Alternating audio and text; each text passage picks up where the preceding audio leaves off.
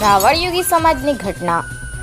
બુકોલી ગામની સીમમાંથી દાટી દીધેલી હાલતમાં મહિલાની મળી લાશ. કાંકરેજના બુકોલી ગામની સીમમાંથી મળી મહિલાની લાશ. સગપણ જોવાનું કહી સાસુને સાથે લઈ જનાર જમાઈની પોલીસે કરી અટકાયત. જમાઈએ જ પોતાની સાસુની હત્યા કરી હોવાની આશંકા. જમાઈએ પોતાની સાસુને ગળું દબાવી હત્યા કરી લાશને દાટી દીધી હોવાની આશંકા. કાંકરેજ મામલતદાર પોલીસ સહિતની ટીમે ઘટના સ્થળે પહોંચી લાશને કાઢી બહાર. મહિલાની લાશને પીએમ અર્થે શિહોરીની સરકારી હોસ્પિટલ ખાતે લવાઈ. શિહોરી પોલીસે સમગ્ર મામલે જમાઈની પૂછપરછ કરી આગળની વધુ તપાસ ધરી હાથ. જોકે ઘટનાને લઈ સમગ્ર રાવળયોગી સમાજમાં પડ્યા છે ઘેરા પ્રત્યાઘાત. ઘટનાને લઈ પોલીસ એક્શન મોડમાં.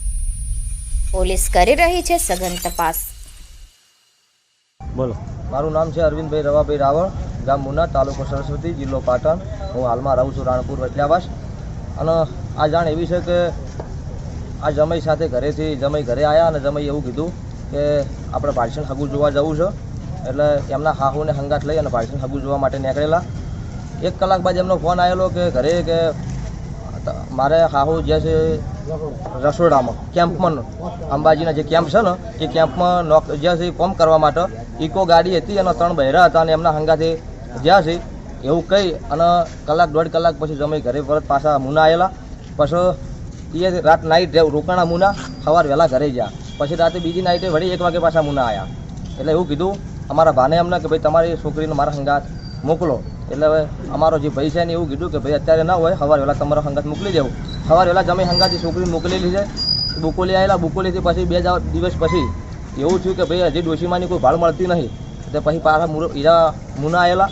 પછી 1 દિવસ ગયો, 4 દિવસ વધી ગયા. પૂનમ આવી ગઈ પણ કોઈ કેમ્પમાં અમે તપાસ કરી તો કેમ્પ કોઈ હતા નહીં અંબાજીના. કેમ કે પૂનમ આવી ગઈ એટલે કેમ્પ તો બધા છૂટી ગયા. પછી અમે પોલીસ સ્ટેશનમાં અમારા પરિવારવાળાને વાઘરોજ પોલીસ સ્ટેશનમાં અરજી કરેલી. અરજી કર્યા બાદ 1-2 દિવસ અમે અંબાજી દોતા બધી જગ્યાએ ફર્યા પણ કોઈ ભાળ ન મળતા. અમે નક્કી કર્યું કે આપણે હવાનું પાકું કરવું છે, એફઆઈઆર ફડાવીએ. પછી વાઘરોજ એફઆઈઆર ફરાવવા અમે જવા માટે તૈયારી માથે હતા. કોને 10 મિનિટમાં નીકળવાનું હતું અને જમી ઘરેથી ગુડકા કે પડીનું મોહલું કરી અને ઘરેથી નાહી છૂટ્યો. એના પાછળ અમે ગોત્યો પણ કોઈ મળેલ નહીં. પછી રાતે અમે વાઘરોજ પોલીસ સ્ટેશન ગયા.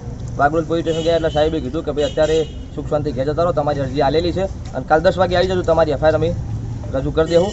બીજા દિવસે અમે જ્યાં એફઆઈઆર ફડાયા પછી સાહેબ હોજે મુના આવેલા.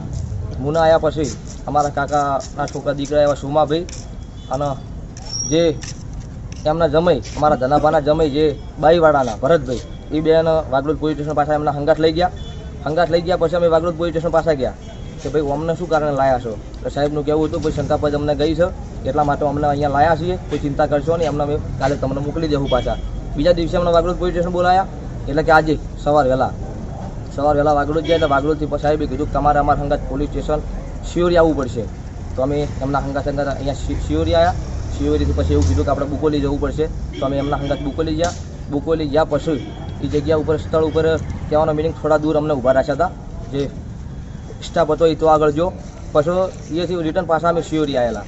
શિયોરી આવ્યા પછી અમને સાહેબે વાત કરી કે ડેડ બોડી જે જગ્યાએ અમને મારીને જે દાટી નાખ્યા છે એ ડેડ બોડી અમને બતાવી છે અમને.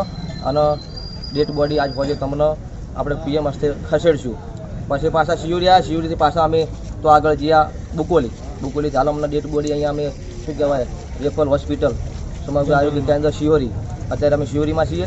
બરાબર. અત્યારે સવાર વહેલા હવે શું સાહેબનું ડિસિઝન આવે છે પીએમનું એના માટે આધાર છે.